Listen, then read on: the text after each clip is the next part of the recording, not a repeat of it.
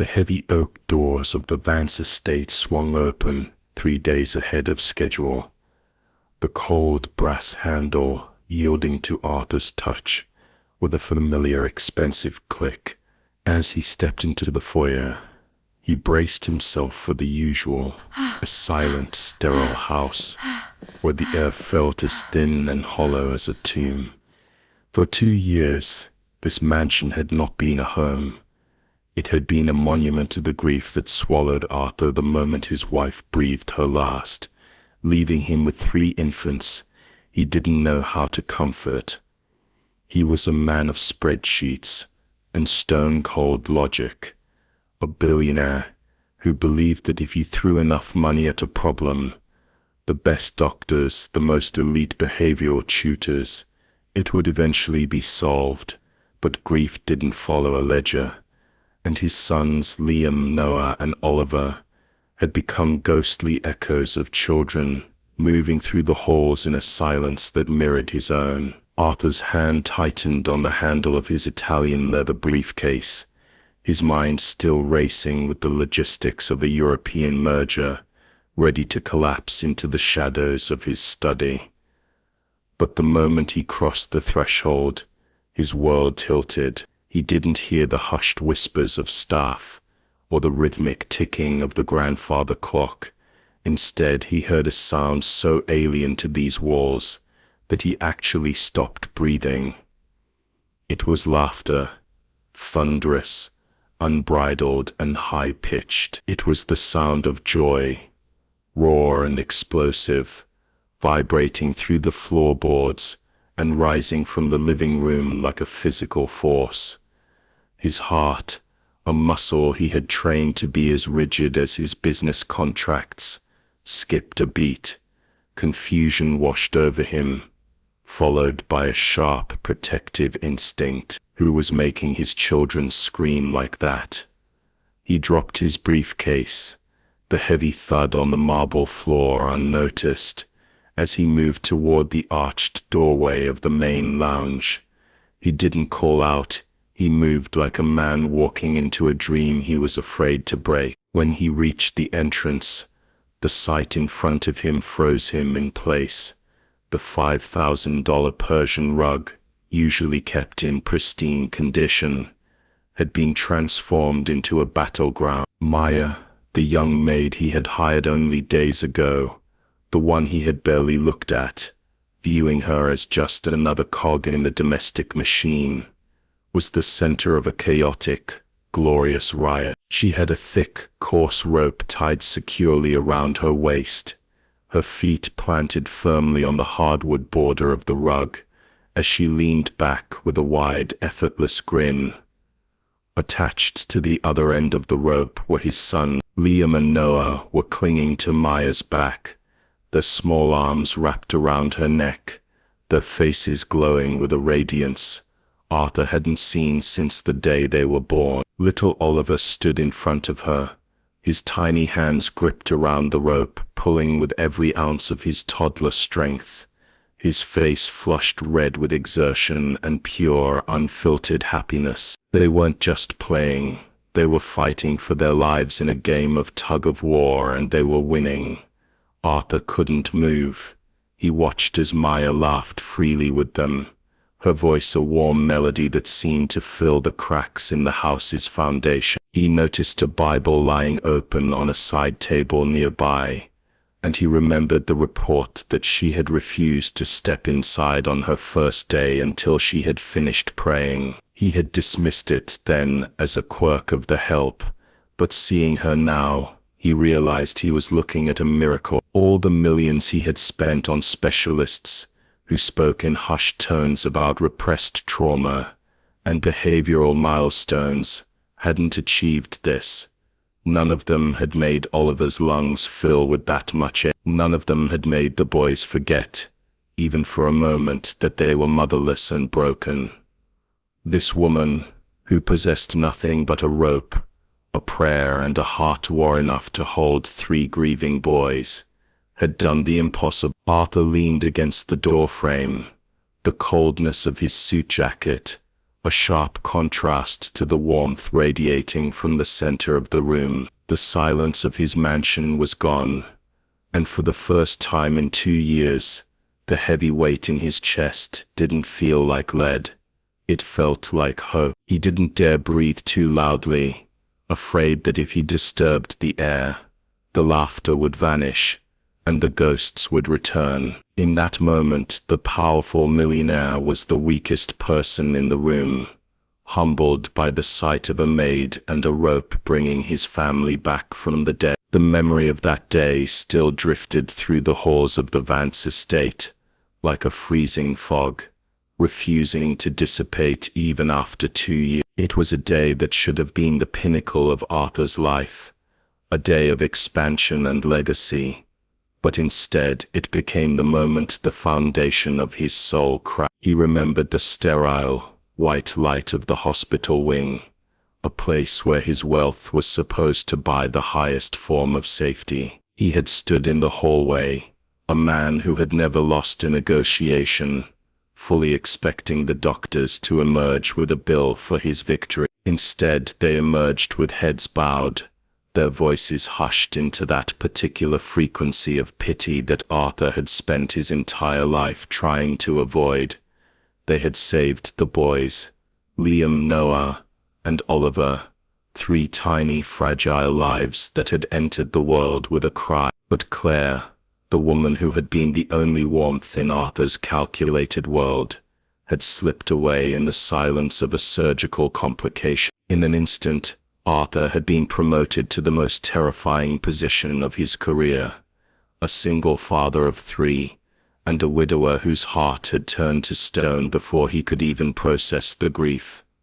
When he finally brought the triplets home, the mansion did not welcome. The grand entryway with its soaring ceilings and echoing marble felt less like a sanctuary and more like a mausoleum. He had looked at the nursery, filled with the finest hand-carved cribs and silk linens Claire had picked out, and he couldn't bear the sight of the house, once vibrant with the anticipation of new life, died alongside her. Arthur had ordered the heavy velvet curtains drawn to block out the sun, and he began to speak in a whisper, a habit that soon became the law of the household. The silence became a weapon of survival. He convinced himself that if the house remained quiet, the pain wouldn't be able to find them. He replaced the nurses who sang lullabies with clinical specialists, who focused on schedules, hygiene, and emotional containment. He retreated into his work, staying at the office until the early hours of the morning, because the stillness of the mansion felt like a weight on his chest. Every time he looked at his sons, he didn't see the future. He saw the living reminders of what he had lost. The boys, sensing the frozen atmosphere of their father's heart, learned to be shadows. They stopped reaching out, they stopped making noise, and eventually they stopped smiling. They became ghosts in their own home, moving through the tomb Arthur had built, until the day a young woman with a rope and a Bible decided that the dead should live again. Maya arrived at the iron gates of the Vance estate, not with a resume of elite certifications, but with a worn leather Bible tucked into her bag, and a spirit that refused to be intimidated by the cold grandeur of wealth. To the world, she was just another domestic worker, seeking employment after the previous nanny had fed the stifling atmosphere of the mansion. But Maya knew her assignment was far deeper than keeping floors polished, or ensuring the triplets met their developmental milestone. She had heard the rumors of the tomb on the hill, a place where the sun never seemed to penetrate the heavy curtains, and where 3 little boys were slowly drowning in a sea of silent grief. Before she even reached for the heavy brass knocker, Maya stopped at the base of the stone steps, closing her eyes, and placing a hand against the cold exterior wall. She didn't see a mansion. She saw a fortress of sorrow that needed to be breached. She stood there for several long minutes, her lips moving in a quiet, fervent prayer, asking for the strength to bring light into a place that had forgotten what the sun felt like, and refusing to step inside until she felt a peace settle over her heart. Inside, Maya found a world of grayscale muted colors, hushed voices, and children who watched her with eyes that were far too old for their tiny face. The triplets, Liam, Noah, and Oliver, were well-fed and perfectly dressed, yet they moved with a haunting hesitation, as if afraid that a sudden sound might shatter the fragile glass of their father's world. Maya realized quickly that Arthur Vance had tried to solve his heartbreak with a checkbook, hiring specialists who treated the boy's sorrow as a clinical condition to be managed, rather than a wound that needed to be felt. She saw how they recoiled from the sterile discipline of their tutors and how they sat in the nursery like statues in a museum. Maya's approach was different. She didn't bring charts or behavioral plans. Instead, she brought the medicine of joy. She began to hum softly as she worked, a sound that initially made the staff flinch in surprise. She opened the curtains an inch further each day, letting the light creep across the expensive rugs, and she began to introduce the boys to the radical concept of play. She understood what the experts did not, that broken hearts need to feel safe before they can begin to heal. To Maya, joy wasn't a distraction. It was a form of warfare against the darkness that had settled over the Derrick household. She started small, leaving a colorful toy in a forbidden hallway or sharing a genuine, effortless laugh. When one of the boys made a mess, she treated them not as motherless subjects to be studied, but as children who deserved to be loud. On the day Arthur returned to find the tug-of-war in his living room, Maya was simply doing what she had done every day since her arrival, showing the boys that it was okay to breathe again. She didn't care about the stains on her apron or the unprofessional chaos of a rope tied around her waist. She only cared that for the first time in 2 years, the mansion didn't feel like a graveyard. She was the miracle worker, who realized that while money could buy the best doctors in the world, only patience, prayer, and a willingness to be silly could reach the children who were staring into empty space, looking for a ghost. Arthur retreated to the heavy shadows of his study, the sound of the boys' laughter still ringing in his ears like a phantom frequency that his brain struggled to process. He sat behind his monolithic mahogany desk, a piece of furniture that had seen billion-dollar deals signed with a flick of a pen, but now felt like an island in a vast, uncertain sea. His gaze fell upon a thick leather-bound folder embossed with the names of the world's most prestigious pediatric institutes. Inside were the invoices and clinical reports from the last 24 months, a paper trail of a millionaire trying to buy back his children's soul. He flipped through the pages, his eyes stinging as he saw the astronomical figures he had authorized without a second thought. He had paid for the Vanguard method, a specialized behavioral program that cost more per month than most families earned in a year. He had flown in a renowned child psychologist from Switzerland who spoke in measured, academic tones about detachment markers and prolonged bereavement cycle. He had hired tutors with triple degrees, who promised that through rigorous structure and cognitive stimulation, the boys would eventually return to their baseline functionality. Every professional he had consulted had arrived with a suitcase full of credentials and a heart made of sterile plastic. They had treated Liam, Noah, and Oliver like broken machines that needed their gears greased and their wires resoldered. They had looked at the boys' hollow eyes and prescribed light therapy, sensory diets, and monitored social integration.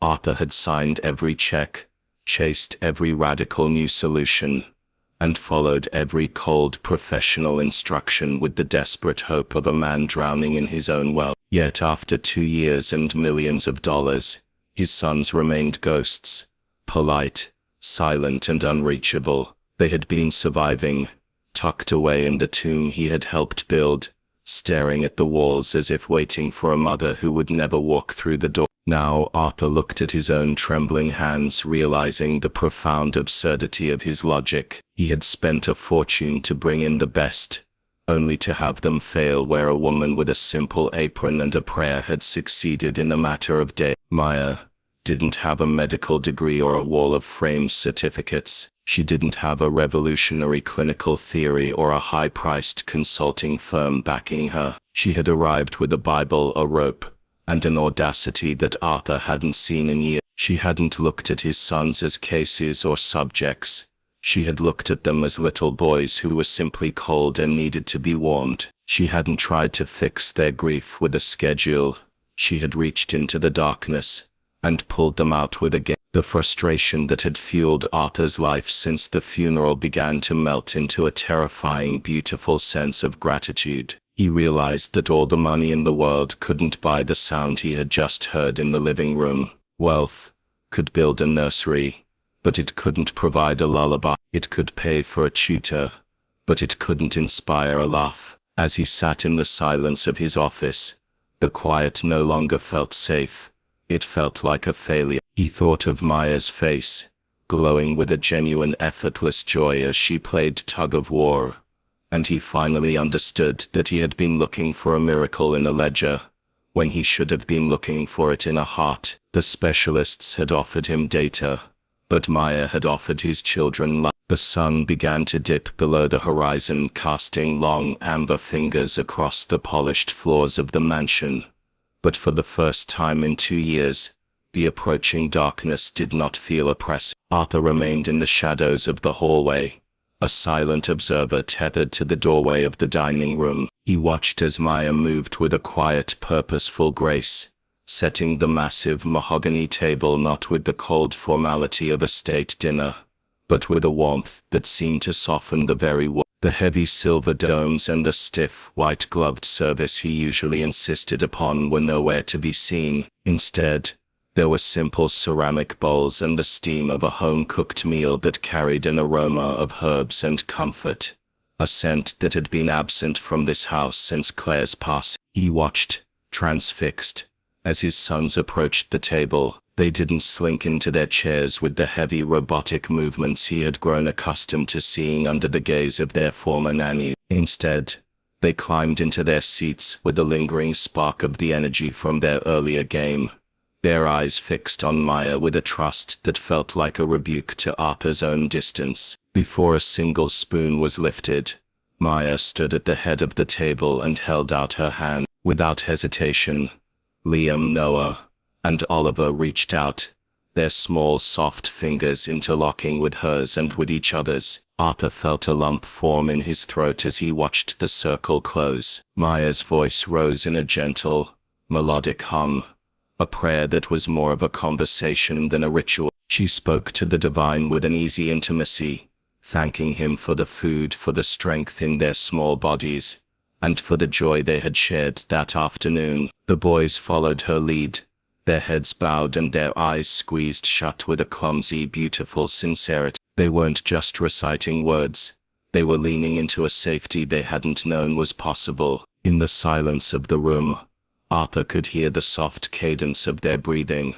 a rhythmic peace that replaced the jagged anxiety that usually defined their evening. When the prayer ended, the transformation continued. Under the watchful eye of the elite tutors, mealtime had always been a battle of wills, a clinical exercise in nutrition where the boys picked at their food like prisoners under interrogation. But as Maya began to serve them, encouraging them with gentle stories and light-hearted praise, the boys ate with a startling, eager appetite. She didn't pressure them. She didn't use the sterile reward systems the psychologists had suggested. She simply sat with them, feeding the smallest, Oliver, with a patience that looked like a living prayer. Arthur leaned his forehead against the cool stone of the archway, his vision blurry. He had spent a fortune trying to buy normalcy for his children, yet here it was, free and effortless, disguised as a simple dinner. He saw Liam laugh as a bit of sauce landed on his nose, and for the first time, Arthur didn't feel the urge to call for a napkin to wipe away them. He only felt the urge to step into the light and join the circle, though the weight of his own guilt kept him anchored in the dark. He realized then that Maya wasn't just teaching them how to eat.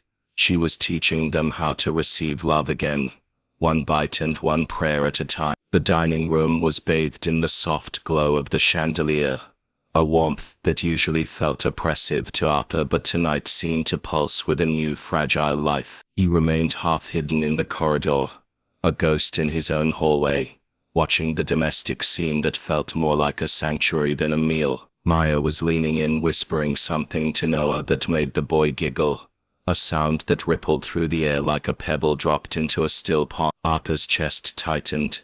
He was a man who had commanded boardrooms and moved markets, yet he felt like an intruder in the presence of this simple, profound connection. He had forgotten how to be part of the light, having spent so long curating the shadows of his own group. Just as Maya reached for a water pitcher, Liam, the eldest by mere minutes and the one who had mirrored Arthur's stony silence most closely, turned his head. His gaze didn't stop at the empty chairs or the expensive portraits on the wall.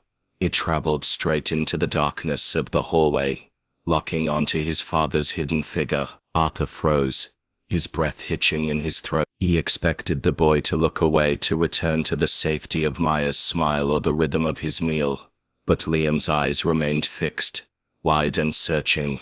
The silence that followed wasn't the heavy, suffocating quiet of the last 2 years. It was a charged, expectant stillness. Then it happened. The word landed in the room like a crack of thunder in a desert. Daddy. The word was small, hesitant, and carried the high, clear pitch of a child who was rediscovering his own voice. For Arthur, it was the sound of a world being rebuilt from the rubble. He hadn't heard that word directed at him in 730 days, not since the morning before the hospital, before the light went out of Claire's eyes and the silence became his only companion. His briefcase calloused hands began to tremble, and the cool stone of the archway was the only thing keeping him upright. Maya froze, her hand still hovering over the table, her eyes darting between the boy and the shadows where Arthur stood. She didn't speak. She didn't try to manage the moment or provide a clinical intervention. She simply waited, her face illuminated by a gentle, knowing grace. Liam didn't look afraid.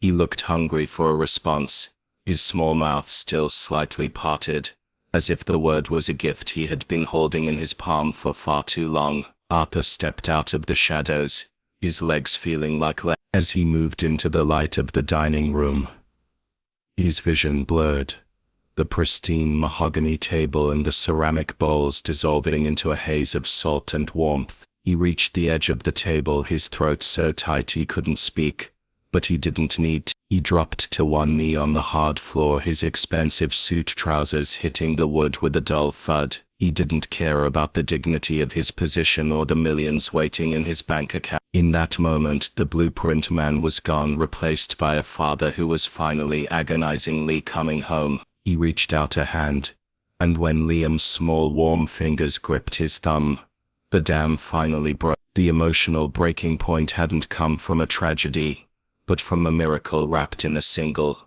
2-syllable word. The clock in the grand hallway struck 3 in the morning, the sound echoing through the Vance estate like a tolling bell in a cathedral of shadow. Arthur sat in his darkened study, the blue light of his laptop screen reflecting off his tired eyes, yet his mind was miles away from the spreadsheets and merger documents. For 2 years, 3 in the morning had been the hour of the night terrors, the time when the silence of the house was usually shattered by the gut-wrenching screams of his sons waking from dreams of a mother they could no longer reach. He had spent a fortune on weighted blankets, white noise machines, and specialists who spoke of nocturnal anxiety cycles, but the screaming never truly stopped.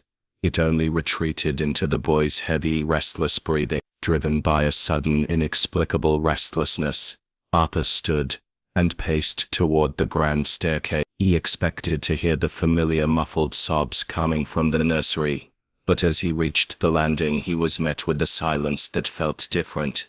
It wasn't the hollow quiet of a tomb, but the soft rhythmic hush of a sanctuary. He moved toward the nursery door, which stood slightly ajar, a sliver of warm golden light spilling out onto the darkened carpet. He didn't push it open.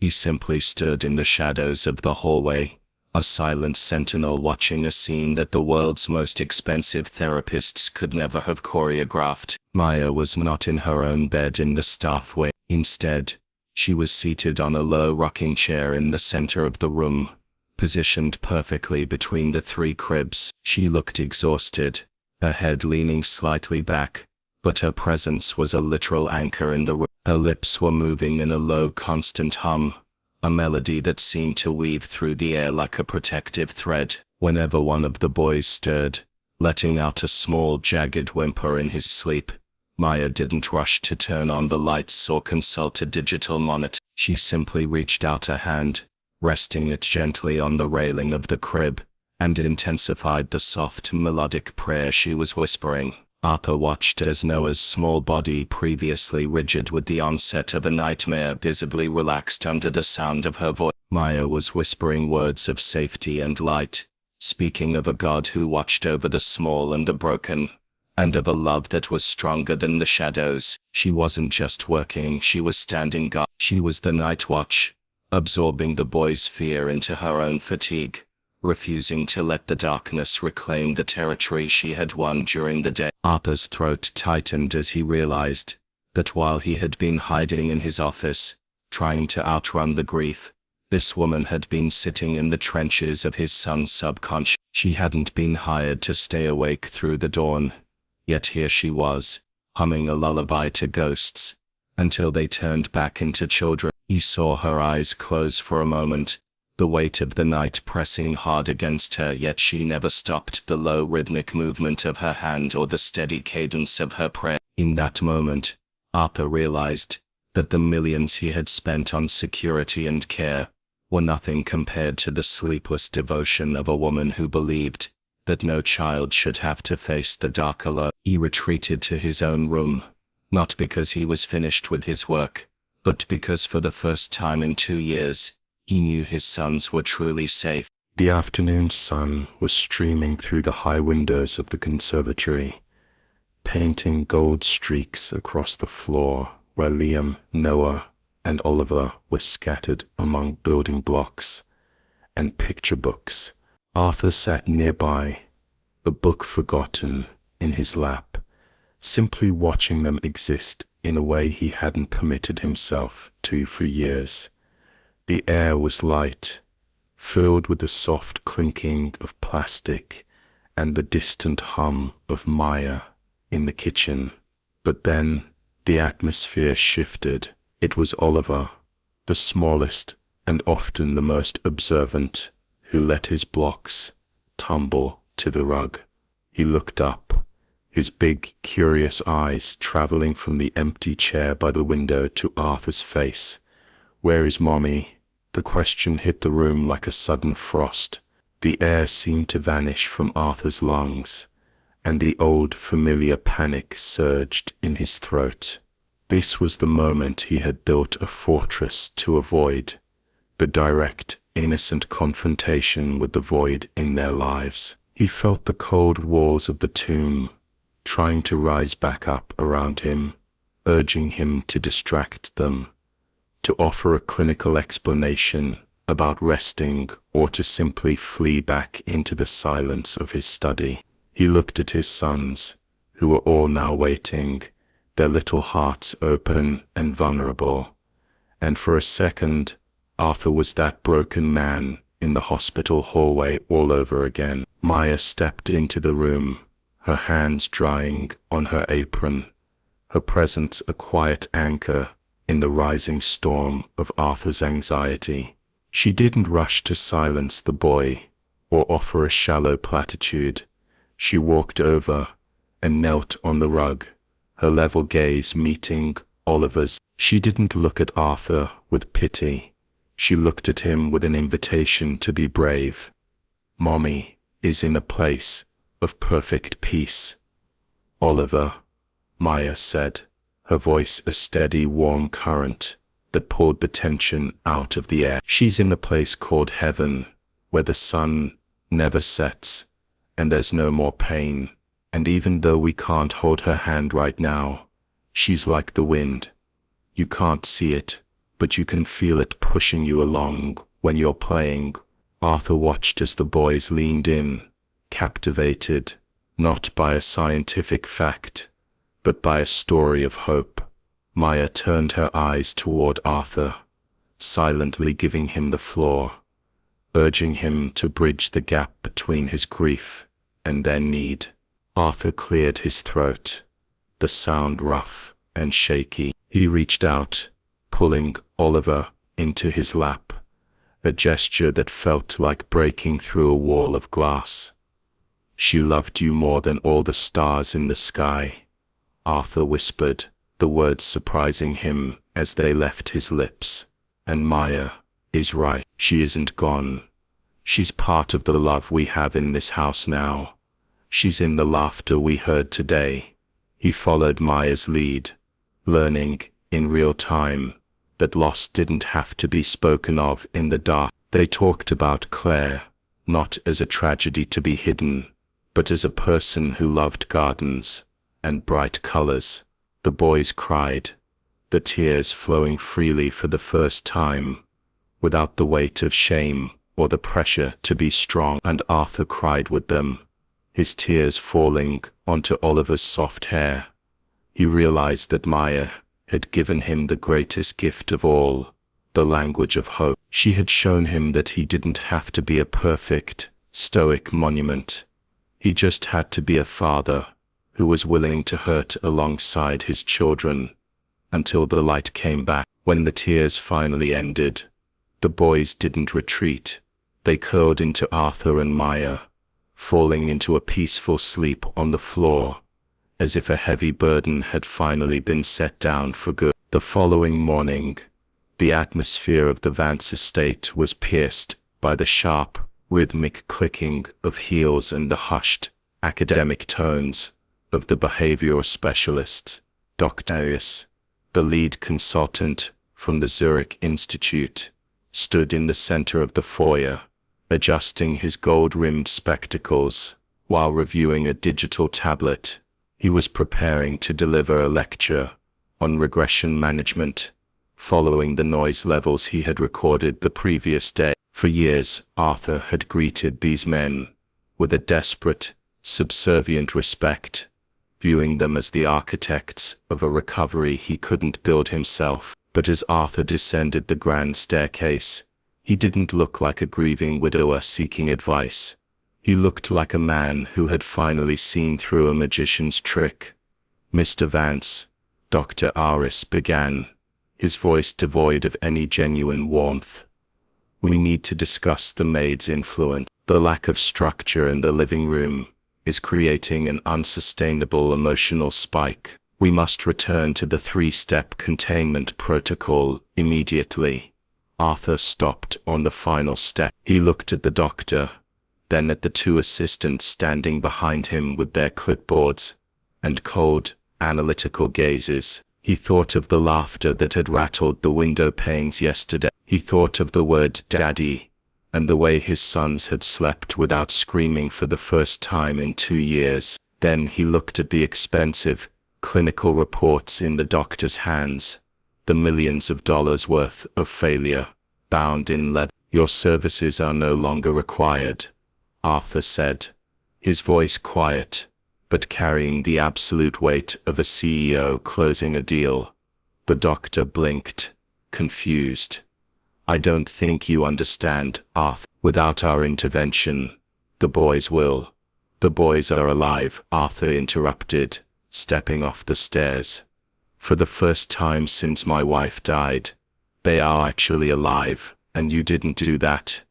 A woman with a piece of rope and a heart did that. Please, collect your things. My assistant will wire the final payment, including a severance for your containment theories. Do not come back. As the specialists were ushered out by the security detail, a silence settled over the foyer, but it wasn't the heavy, suffocating silence of the past. It was the silence of a clean slate. Arthur turned toward the living room, where the faint sound of Maya's humming drifted through the air.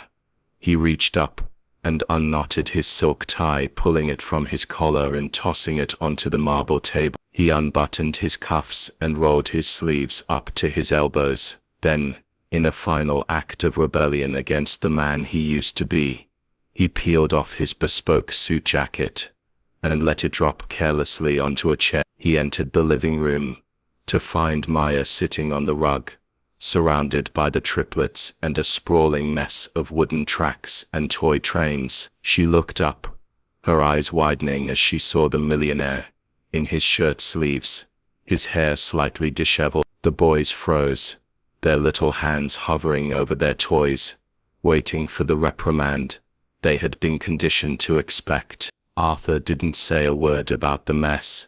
He didn't check his watch or mention a conference call. Instead, he dropped to his knees, his joints popping as he hit the floor beside Oliver. The CEO's surrender wasn't to a competitor or a market crash.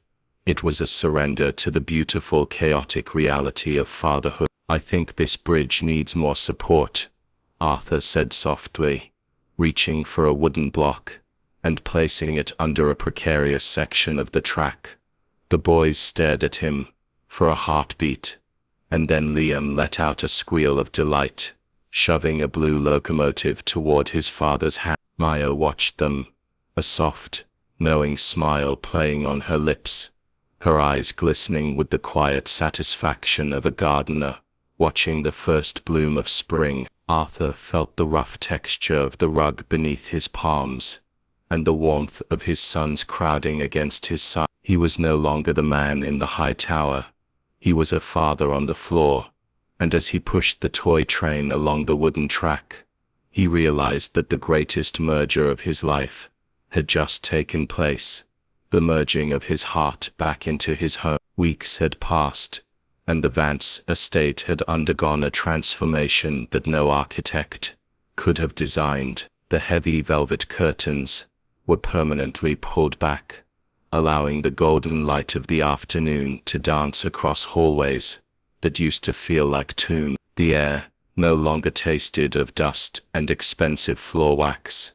It smelled of Maya's baking, of fresh air from open windows, and of the chaotic, beautiful scent of 3 little boys who were finally growing. Arthur sat in his study, but the door was wide open. He wasn't looking at stock tickers or global acquisitions. He was watching a framed photograph on his desk, the only one of Claire where she was laughing, and for the first time, the sight didn't make him want to look away. It made him want to live. He heard the familiar sound of footsteps approaching.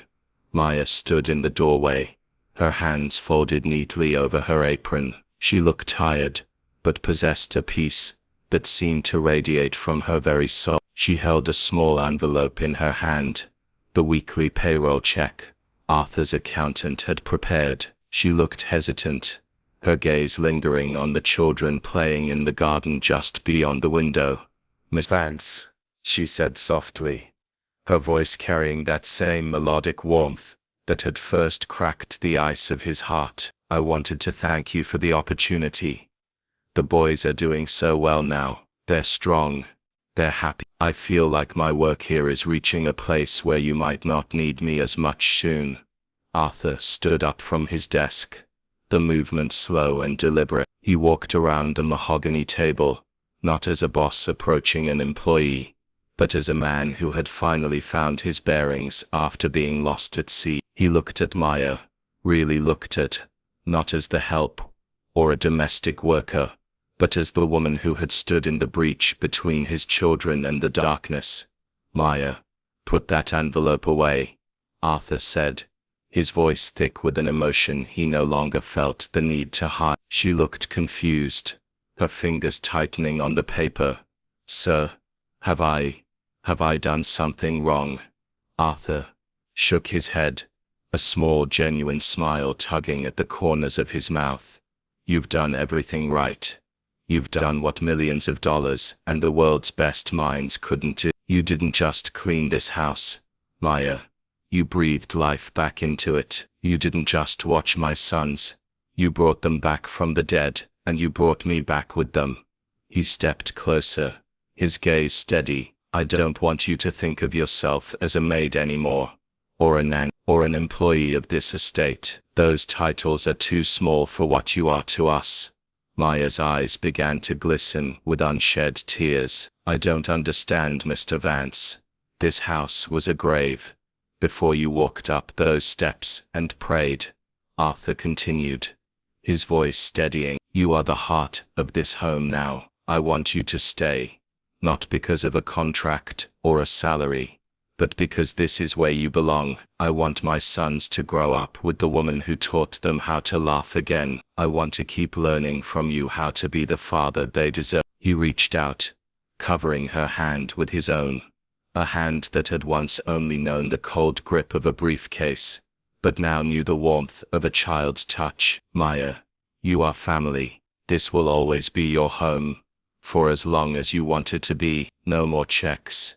No more invisible state. You are one of us. Maya covered her mouth with her free hand, a single tear escaping and rolling down her cheek. She looked out toward the garden where Liam, Noah, and Oliver were currently engaged in a spirited game of tag, their voices rising in a chorus of pure unadulterated joy. She looked back at Arthur, and saw the man he had become, the man she had helped him become. Yes, she whispered, her voice a fragile, beautiful thread of sound. Yes, Arthur, I'd like to stay home. As they stood there in the quiet of the study, the boundary between master and servant dissolved forever. Outside, the boys began to call for them both, their voices merging into a single, happy invitation. Arthur didn't reach for his tie or his jacket. He simply walked toward the garden, followed by the woman who had turned a billionaire's mansion back into a father's home.